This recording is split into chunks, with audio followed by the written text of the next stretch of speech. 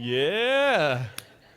You're saying that. If you're new to Central, a group of us just got back from a mission trip in the Dominican Republic. It's a good trip. Good to be back. Because of that trip, if I pause every now and then for translation, just give me some free rein to work with. It's just how I roll now. I actually got to preach a couple of different times through a translator, and it was just a really neat, really cool experience. Good time with our brothers and sisters there. But no kidding, it's good to be back. I've looked forward to this moment right now. So there you go. Happy Father's Day to all you fathers out there. Glad you came and decided to be here. What we're talking about today, although not geared directly to you, has an impact that is profound. If we fathers grab a hold of this, it'll have a dramatic effect on our homes. I kid you not. There may be no topic that we can hit that will have as long-lasting and as immediate an impact as this whole idea of conquering temptation. And so we're going to talk a little bit about that today, but we're going to do it from a little bit different angle. I mean, we'll get to Genesis chapter 39 and take it down, don't worry. But we gotta get to that point. We gotta kind of lay the groundwork and start to visualize what we're talking about. You know, and if you want to visualize temptation, you got to dial the clock back all the way to 1960, the 1960s, really that era. You go back there and you can bump into this psychologist by the name of Walter Mischel. Not Walter Missile, otherwise he may be related to some people you know. There you go. This guy did a test back in the day that has since become famous. You can find mock-ups all over the place. We may even get to watch one. Here we go. What he did was he took a group of graduate students from Stanford University, and he and these graduate students took a group of preschoolers from Stanford University's Bing Nursery School, and they had them participate in what has now been called the marshmallow test.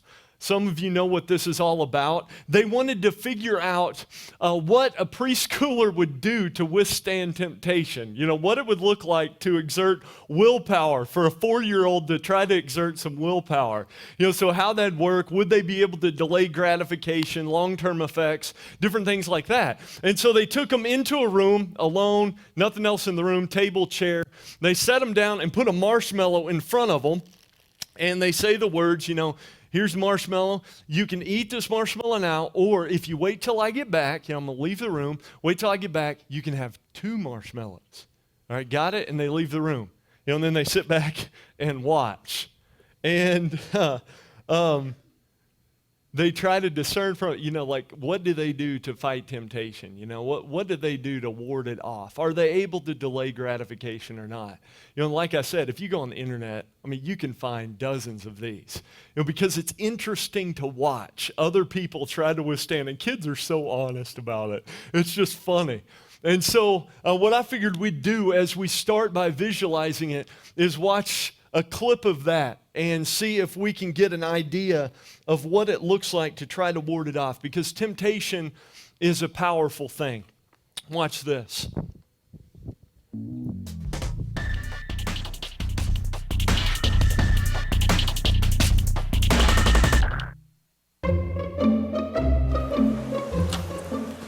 Okay, sit in that chair. All right, here's the deal.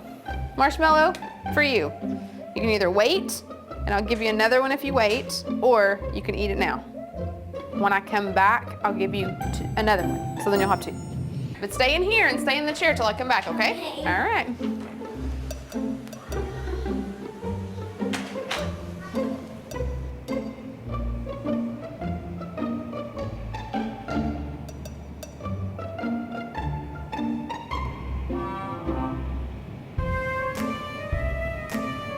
I'm gonna go do something and then I'll come back.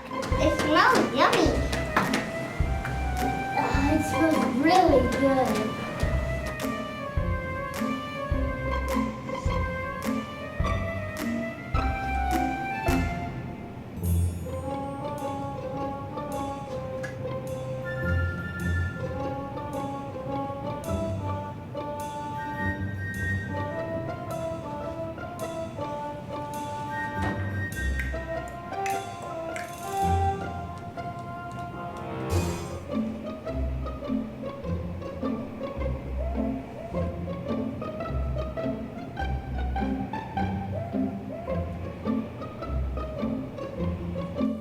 It's up to you. You can have it now or you can wait. Okay?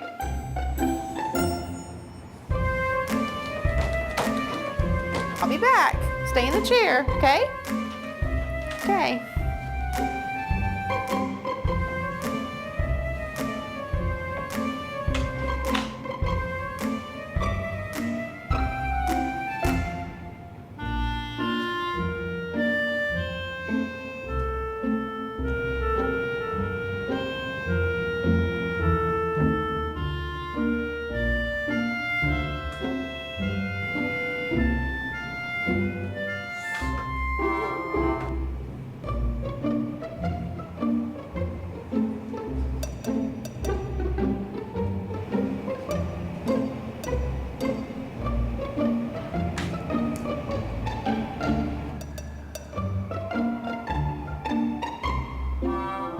All right, so I'm gonna leave and then I'll come back, okay? So you can either eat it right now or you can wait. Either way, okay? Okay.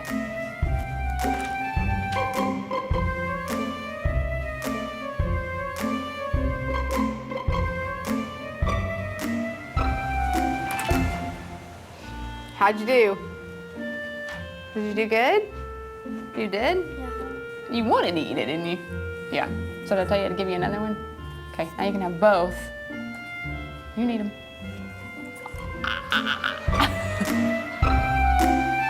Oh, yeah.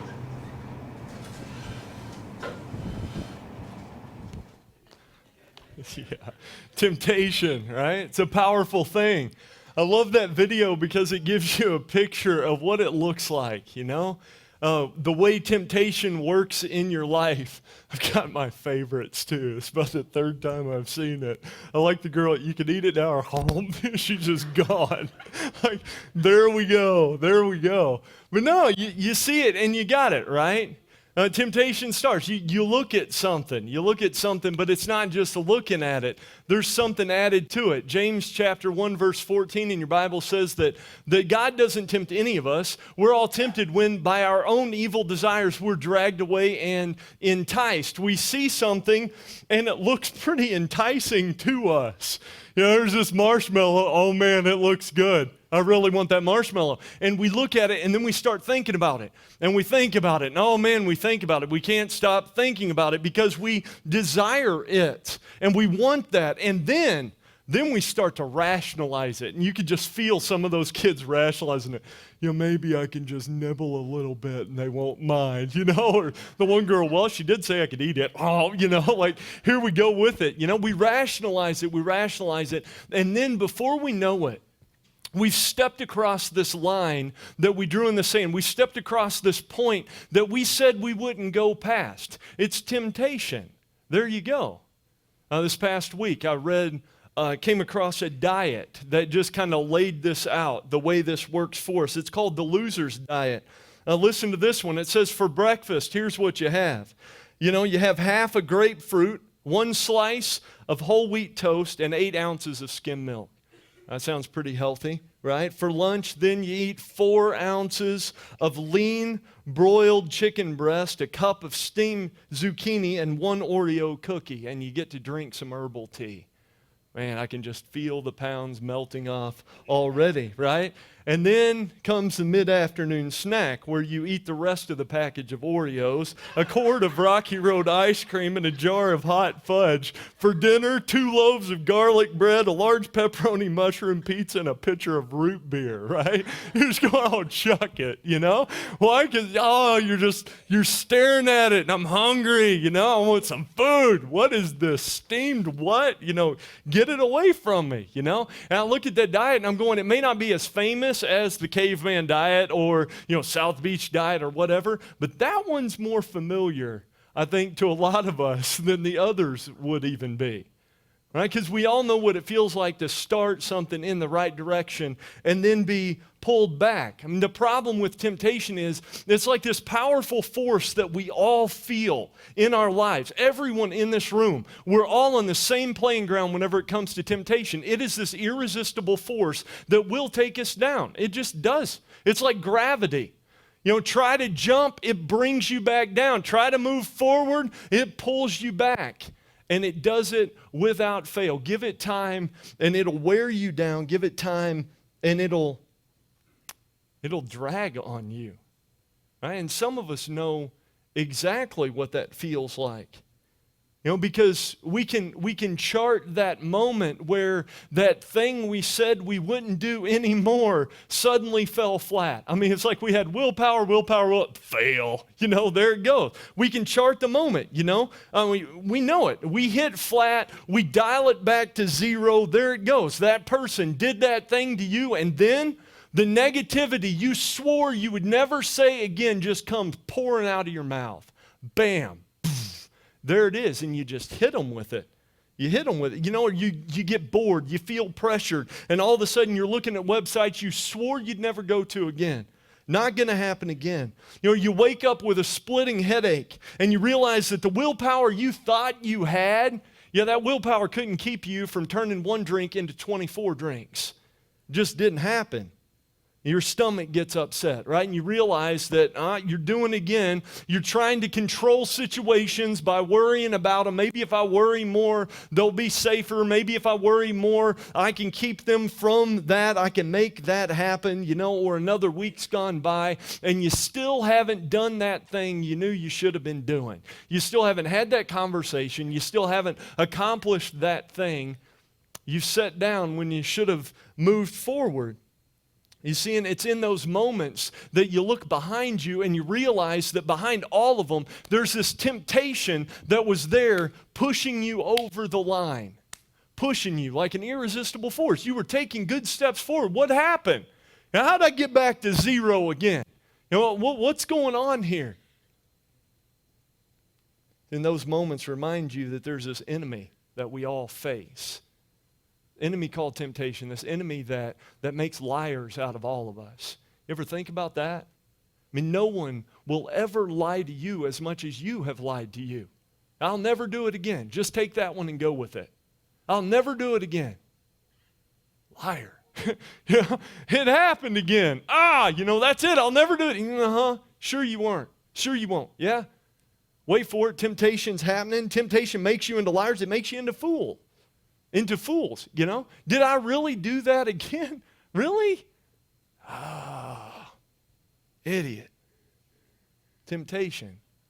It's this ever-present reality in our lives, and that being the case, right? Given the fact that we want to live in Jesus, set free in Jesus, how do we resist temptation? How do we conquer it? How do we meet it on its battlefield and go with it? I mean, if it's all about our desires going in an evil direction, how do we take it in a good direction? How do we, as Romans 12 verse 11 says, not be overcome by evil, but overcome evil with good? How do we do that? How do we begin to conquer the temptation that drives us? And how do we do that? Go to Genesis 39. Now we're ready for it. Genesis 39. You go there, you find our biblical response to that question. It's lifted out of the life of a man by the name of Joseph. He's our summer guide for the summer.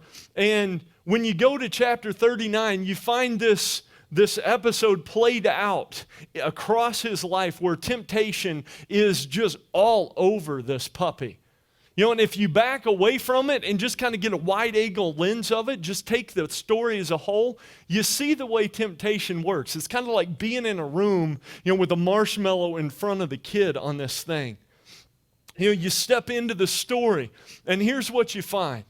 You find that, Joseph, main character, he's been sold into slavery. You got to know this to get the setting for what's going on. He's been sold into slavery because his brothers were jealous of him and of the prominence his dad was giving him. They sell him into slavery. He ends up being a slave in the household of this Egyptian official by the name of Potiphar. Now, Potiphar is a prominent guy in the Pharaoh's court. The Pharaoh's the leader of Egypt, prominent fellow. Depending on what interpretation you go with, he's either the chief bodyguard or the chief of the bodyguards or the chief steward. Either way, this is one high-ranking official in one of the greatest civilizations of its day. Joseph's in that guy's household. See, but whenever you start digging into the story, into chapter 39, you find that even though Joseph is a slave, This guy doesn't allow his setting or his new situation or his new status to determine his degree of service. There may be a lesson in there somewhere. Or can I say that again? He doesn't let his new situation, he doesn't let his new status or his new setting determine his degree of service. He's going to serve wholeheartedly no matter what. And so what you find is he quickly proves himself to be able and obedient, sharp and dependable. And as he does that, the text tells you, this is verse 2 of chapter 39, that the Lord was with Joseph and God allows him to prosper. It's like this dude has the Midas touch. Everything he touches turns to gold. And Potiphar, being an intelligent man, notices. He's like, man, everything this guy touches turns to gold. But the interesting thing to me is he doesn't go, wow, Joseph. He goes, wow, God. He notices that the Lord is with Joseph. And so, again, being an intelligent man, he's going, well, if everything he's touching turns to gold, why don't I give him more things to touch?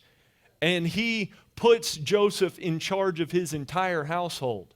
He entrusts him the entire works. The only thing he holds back is the food he eats. Evidently, this guy likes to cook his own food, I guess. There you go. Or watch it, not getting poisoned, something like that, right? Joseph's put in charge of the entire household, and everything is good, great, grand, and wonderful. It's fantastic. I mean, the entire household is blessed because he's put there. He's got status. You're going, he may be a slave, but he's making it. There you go. And then it happens. Verse 6 tells you that Joseph he's well built and handsome. And not only is he well built and handsome, but he's built enough and handsome enough that he catches the eye of Potiphar's wife, his boss's wife, right? Master, but she's the wife going on there. And not only does he catch her eye, he literally moves her to desire. She looks at him and she's going, me want some.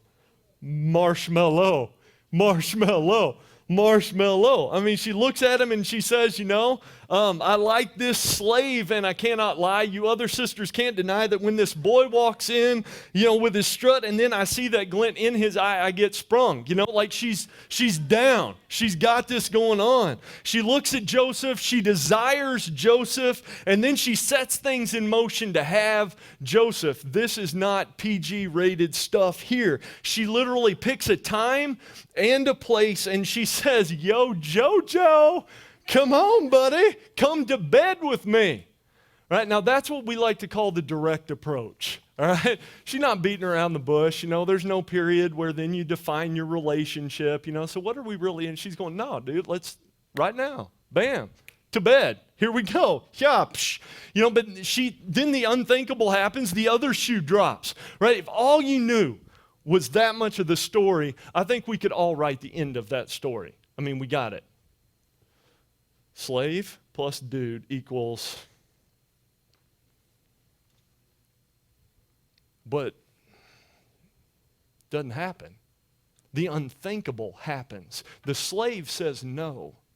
The man, the slave says no to his master. The man says no to the woman. Joseph looks at her and he says, I can't. Don't you realize your husband has withheld nothing from me but you? How could I do such a thing? And break his trust and sin against God. How could I do that? He says no to her. Evidently, though, no doesn't mean no to this woman. So every day she keeps after him, and she keeps after him to the point that finally he just openly avoids her. He doesn't even want to be in the same area with her. And when that happens, you find her desire for the marshmallow hits the point that she ends up laying a trap for him.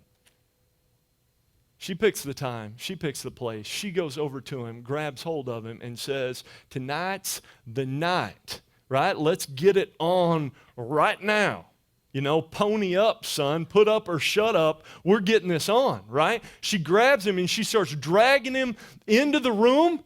And he's like, oh my, and he shrugs his way out of his cloak and just takes off running from her. Crazy woman, off we go. There you go with it. Well, I never thought about that.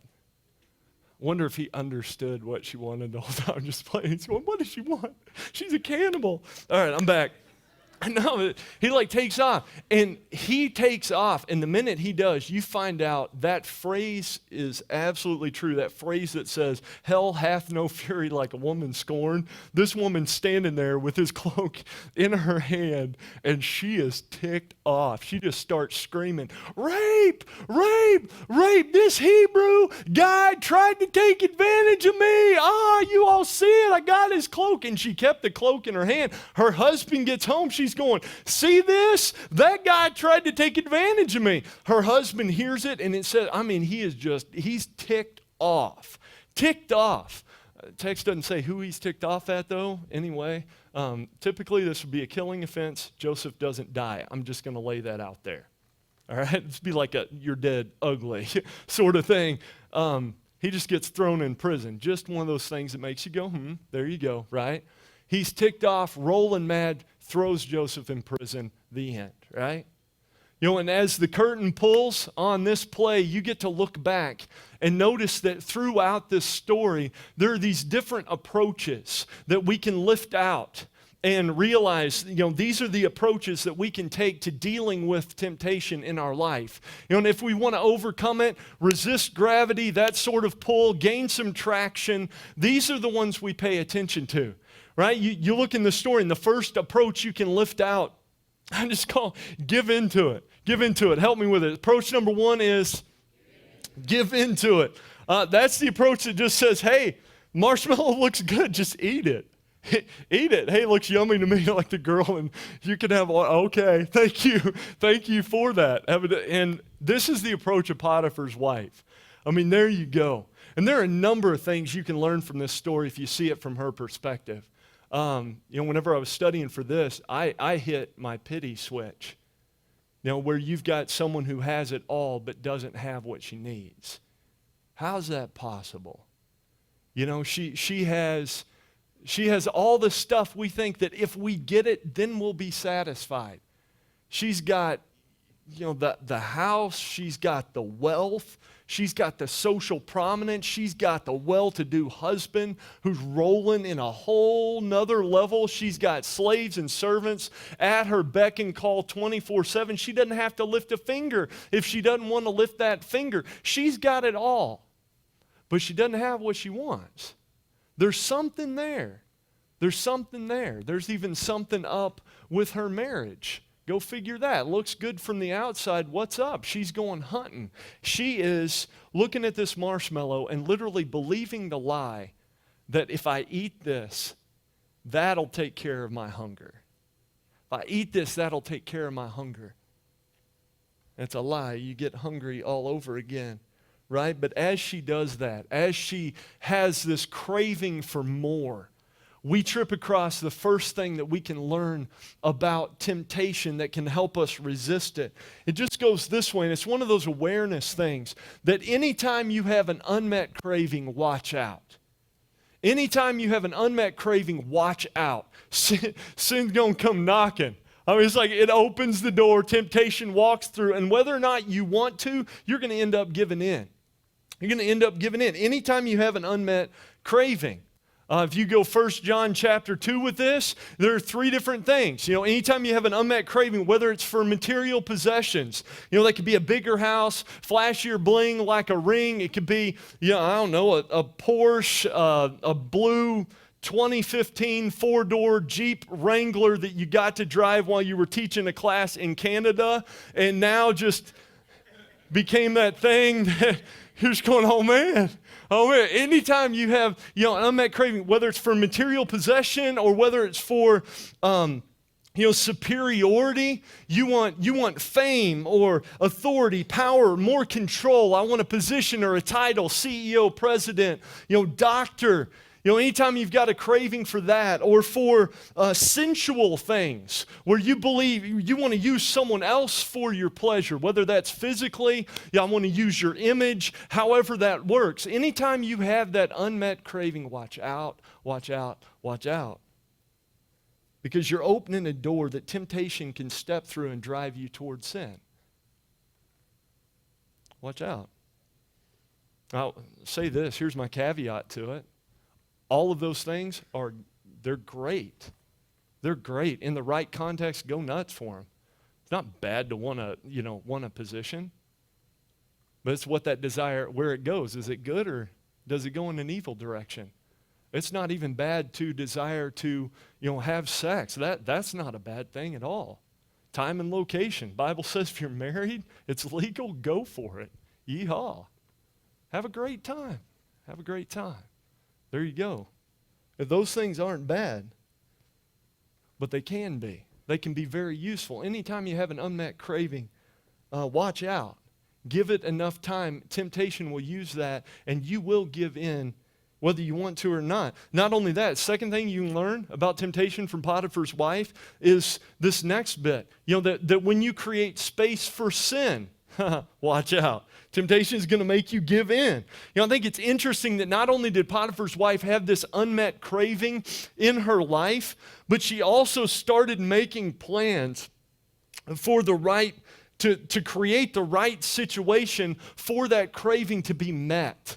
She started to create the right sort of environment for it. And if you really zoom in on this, you get the feeling that what she's doing isn't socially acceptable.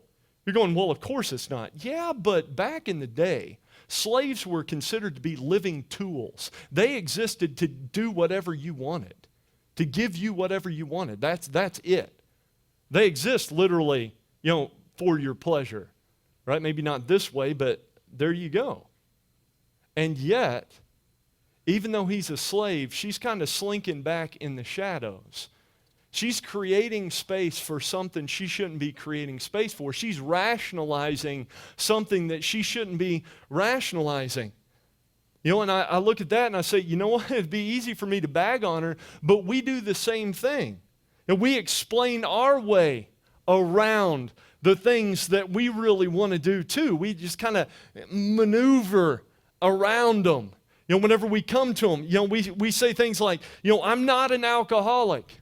I just like to drink beer all day. I'm not I can stop anytime I want to. When's the last time you stopped? Irrelevant. I just like to drink. I'm not addicted to food. I just need to eat when I'm not hungry and especially when I'm emotional. Chocolate. Moving on, right? I'm not addicted to sex. I just consume pornography 5-6 days out of the week and try to act out on everybody I get close to. I'm not addicted to it. I'm not mean and divisive and abrasive. No, I just tell it like it is. I just speak my mind. Everyone knows that about me. Oh, cool. You're also a jerk. We explain our way around things. We rationalize things rather than, just punching right through it. And when we do that, we create space for sin. And when we create room for sin, temptation's going to make you give in. See, but in the face of those things, creating space, in the face of, unmet cravings, there's this other approach you can lift out of the story and begin to apply to your life. If the first one's all about giving into it or, sin breaking you down, temptation breaking you down and making you give into it, this one just as simple. You can give into it or you can do what? Resist it. Yeah, this is the approach that says, the marshmallow may be sweet, but now isn't the right time to be eating the marshmallow. No, I'm going to withstand. I still got these desires, but I'm going to say no. I'm going to white knuckle my way through it. There you go. You look at that approach, Joseph. Man, all the way through this story, that's Joseph. That's the approach he took consistently. And I think it's interesting whenever we read this story that typically we focus, and no kidding, the books I read on this, the study I did on this story, almost consistently, the only thing we focus on is the fact that Joseph is a red-blooded young dude with hormones raging, caught in the middle of, the steamiest junior high locker room fantasy, scantily clad woman dragging you to a room just going, I'm going to make your day. heck, I'm going to make your week and no one's going to know. Here we go. It's just like we're focusing on that going, wow, how could he withstand that possibly? I'm going, yeah, that's difficult. But there's also that other layer, and I keep mentioning it because I think it's significant. This guy does what he can't do. Right? He's not only saying no to pleasure, he's opening himself up for a lot of pain. He is a slave. He's a slave that says no to his master. You don't do that. I mean, if ever in the history of the planet there's someone who can be justified for giving in, it's this dude. I don't have a choice. Kind of got to move in that direction.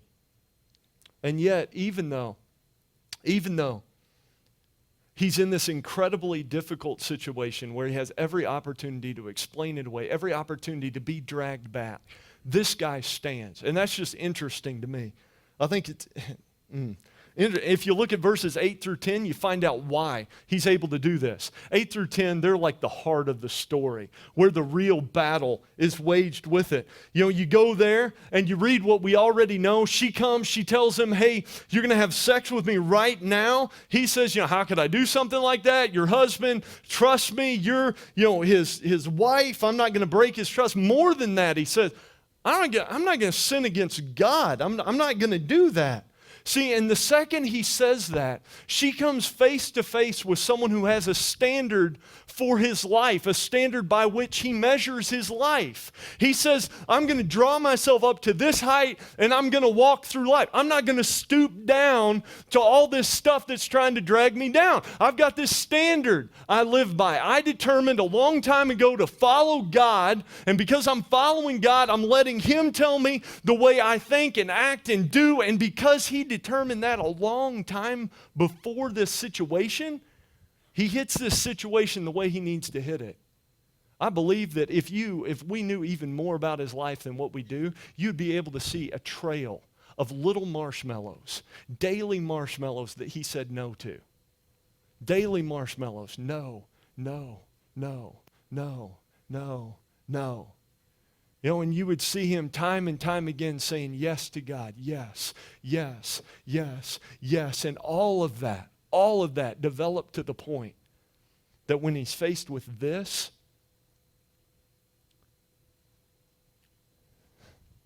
and even this, he's able to say, no way, no way. Do what you want. I'm going to stand. I'm going to stand. If you're looking for an application off that, I just put the line, he pre-decided what he was going to do. Right? He pre-decided. And maybe there's something there for us. Yes, I believe I just created that word or that hyphenation. He pre-decided. In other words, this guy, because he's following God, he didn't wait until he got into the bedroom or into the back seat of a car to determine whether or not purity was going to be a reality in his life. He didn't figure that out. He wasn't waiting until he was alone in an office with a woman who's real friendly to figure out if fidelity was his thing or not. I mean, he's not waiting until that moment. He wasn't waiting until no one's around, to figure out if, cooking the books was something that he could keep from. Or he wasn't waiting until no one was around to figure out if porn was something he was into or not. He wasn't, waiting until no one was around to figure out, if an extra helping of dessert was something he actually needed. No, he had already determined how he would act on those actions because he had decided to live for God. He had pre-decided how he was going to act and respond. He had a God-focused contingency plan for his life, and he needed it. Right? You go to verse 10 and you hit that situation that we talked about. This wasn't just a one-time thing. This woman kept after him day after day, the same demand. Marshmallow, marshmallow, marshmallow, marshmallow. It's just dangling it in front of, let's do this, let's do this, let's do this. And that's when you find something interesting. Not only did his decision to follow God help him pre-decide his actions, but it also led him to distance himself from tempting situations. Verse 10 tells you he started avoiding her. When she grabbed hold of him, he got out of there. He's going, I'm following God, and God is a long way from this location. I need to get out. I need to get away. He distanced himself from tempting situations. And as he lived out his pre-decision and kept his distance, he was able to resist. And by the way, the distance bit is sharp. I'm not lying. Feel tempted? Just leave the room. Just leave the room. Your brain gets distracted. It's got ADD. It's a slave to, figuring out, the temperature and figuring out all sorts of different things. I walk out there and all of a sudden it's going, lower ceiling. It's a little bit cooler out here. Oh, wow, new noises. What's going on? And I'm not thinking so much there. He kept his distance, and there's something there. The place to fight the battle, of whether or not you're going to, give in to, letting alcohol control you, the place to fight that battle isn't at your friend's party. I'm just laying that out there. I mean, it's not in the middle of a bar. That's not where you do it. The place to fight the battle of, whatever's got a hold on you isn't in the location where that thing is. Does that make sense? This guy's smart. He's resisting, but he's resisting smart with this. He's got it. Paul tells Timothy, but you, man of God, flee. Run from all these things that drag people down, and he got it, right? And so you find you back away. He had a pre-decision, and he kept distance. But not only that, there's this third approach you can lift out of the story, right? Third, final, and then we're done with it. But this one's significant. This is where the rubber meets the road. Because I'm convinced that Potiphar stopped him from giving in. Right? Not only did Potiphar end the story and all of that and leave Joseph on a white, shining horse, riding off into the sunshine. Look at Joseph.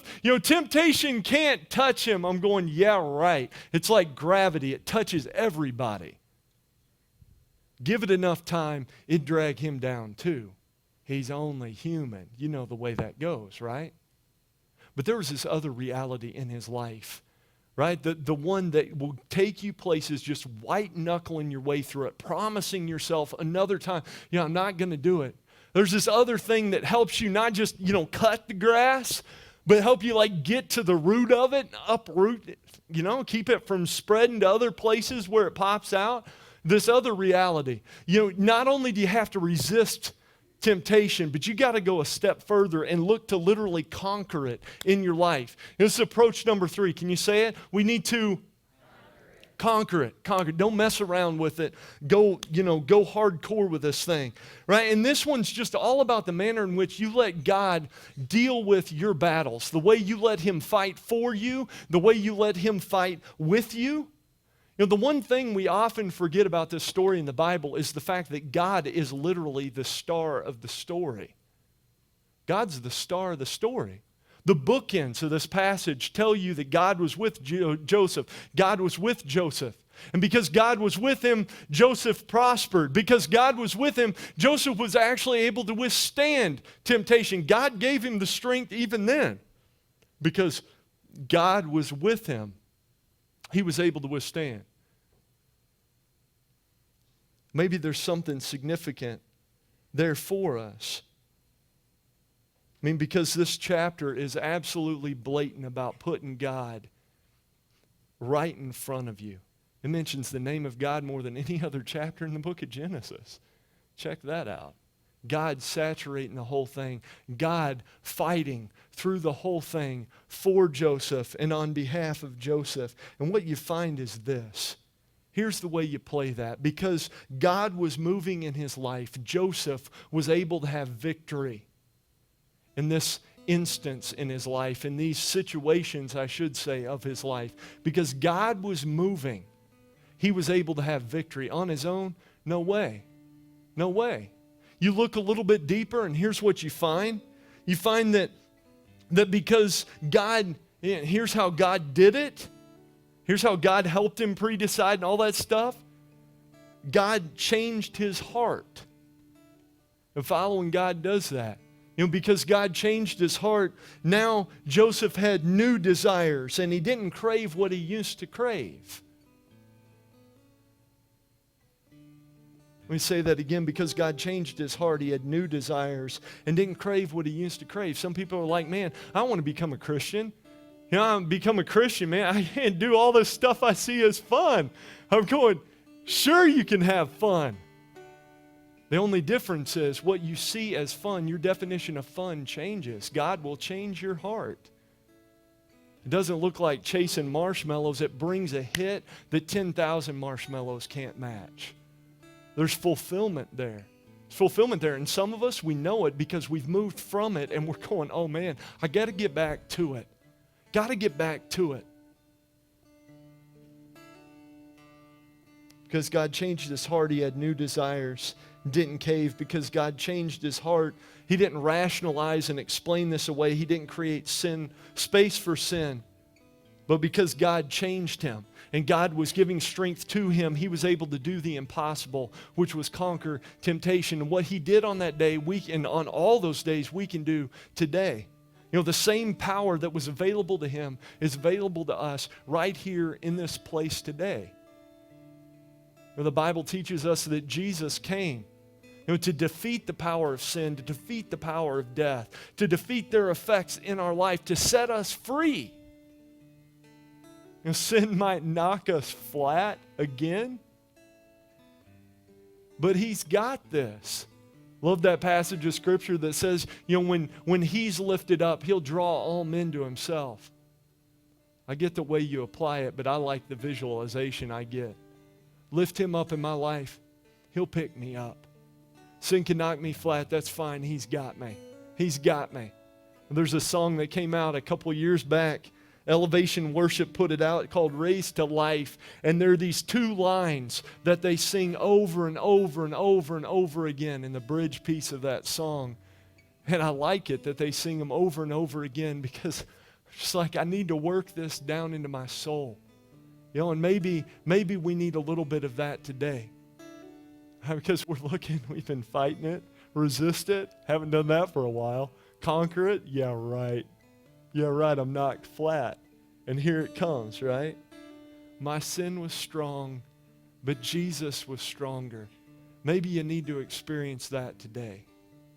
You know, if you've never felt that strength, maybe today's the day to begin following him. Been knocked flat, now's the time to call out to him. My sin was strong, but Jesus was stronger, right?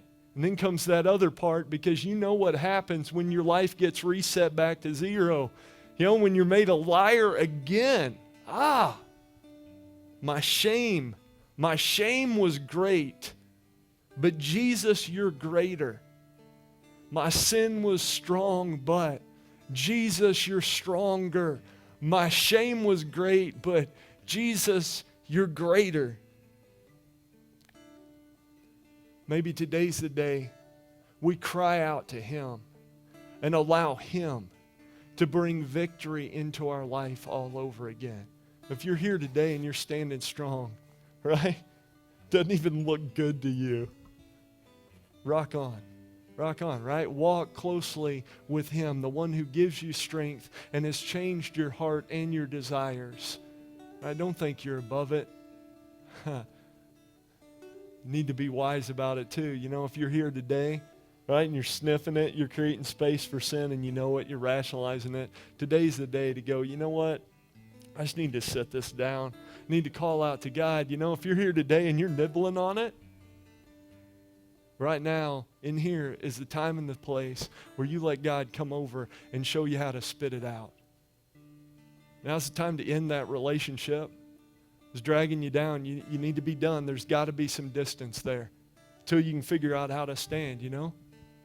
Now's the time for you to cry out to God and say, God, you know, fulfill this desire I have in me because it's pulling me down. Now's the time. Now's the time. Second, we're going to sing a song of invitation. If you call Central home, you've been here for a while, you know the way it works. But here's how we're doing it today. Today he's going to play and we're going to sing. And while we do, just let God take your mind and put the X on the right spot. Right there is where you're struggling today. Right there is where you're giving ground. Right there is where I want to do my work. Right? And invite him in. Invite him to do that work in your life. And as he does that, respond to him. And if you want to give your life to Christ and let him do battle with you, that's cool. We can get that started today. You can come forward while we sing. You can get baptized today and do that. If you want someone to pray with, you can come up and pray with you, or grab me outside in the hallway. That's cool too, right? But let's have a moment of honesty before God and let him call us in this place. Why don't you stand? I'll pray with you and we'll start that. Lord God, thank you. God, thank you that you call out to us. God, thank you that you're not finished with any of us. And God, thank you that you're still doing a work in us. God, my prayer for this group today would be that we would have that moment with you, that we'd let you take our mind. We know it. Move us past rationalization. Move us past defending it. To honesty with you. God, give us the strength to lay it at your feet. Give us the ability to invite you in. God, thank you that we have the promise of Jesus in our life. May we call out to him now. It's in your name I pray. Amen.